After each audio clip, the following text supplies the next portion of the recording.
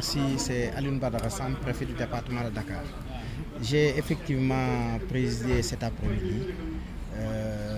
le CDD spécial, une réunion préparatoire consacrée à la préparation, donc, comme vous le savez, de l'appel de Seydina Limamou Laye El Mahdi, édition 2020, qui consacre la 140e édition. Comme vous le savez, conformément aux instructions de la plus haute autorité, lorsque des événements phares se déroulent dans une circonscription, le chef de circonscription est instruit pour, avec les services déconcentrés de l'État, dès la programmation de l'événement, se préparer en conséquence pour apporter l'assistance normale et attendue de l'État à travers ses services déconcentrés à la réussite d'une telle manifestation. Comme vous le savez, dans le département de Dakar, l'appel est l'événement religieux phare qui constitue peut-être certainement l'événement qui draine le plus de monde. Donc c'est tout à fait normal en présence des sous-préfets des arrondissements des Almadies, mais également de l'arrondissement des Parcelles Assainies,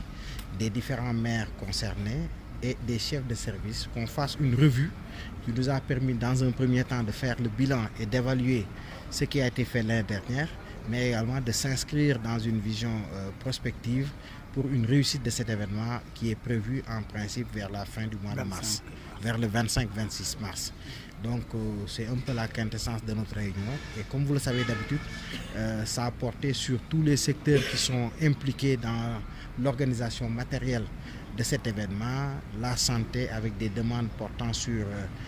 l'implantation de postes médicaux avancés, le renforcement des équipes par des spécialistes, la mise en place d'unités de secours avec les sapeurs-pompiers, mais également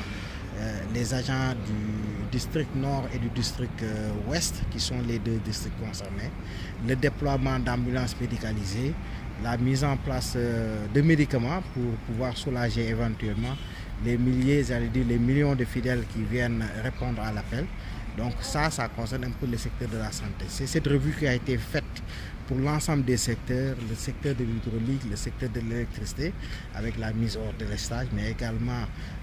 l'entretien de l'éclairage public, de l'ensemble des équipements qui concourent un peu à la bonne réussite de cet événement. Le secteur de l'AGEROUTE, avec un ensemble d'infrastructures à réaliser. Il y a certains qui ont été programmés dans le cadre du fonds d'entretien routier, mais également d'autres nouvelles demandes qui seront examinées, nonobstant bien sûr les autres demandes, les autres requêtes qui portent sur des travaux de stabilisation, de parking, etc. Bref, nous avons fait le tour, sans oublier bien sûr la sécurité. Cela c'est extrêmement important. Nous avons fait le tour avec l'ensemble des services déconcentrés de l'État et je pense pouvoir dire que nous sommes lancé parce que cette année nous avons eu la chance d'avoir convoqué cette rencontre suffisamment tôt, en tout cas à au moins 2 mois de l'événement, pour qu'à l'issue de cela nous puissions rendre compte au gouverneur de la région pour la tenue de la réunion au niveau du CRD, mais également au ministre de l'Intérieur qui nous a instruit pour que tout soit mobilisé, tous les services de l'État soient mobilisés pour une bonne organisation matérielle de l'appel.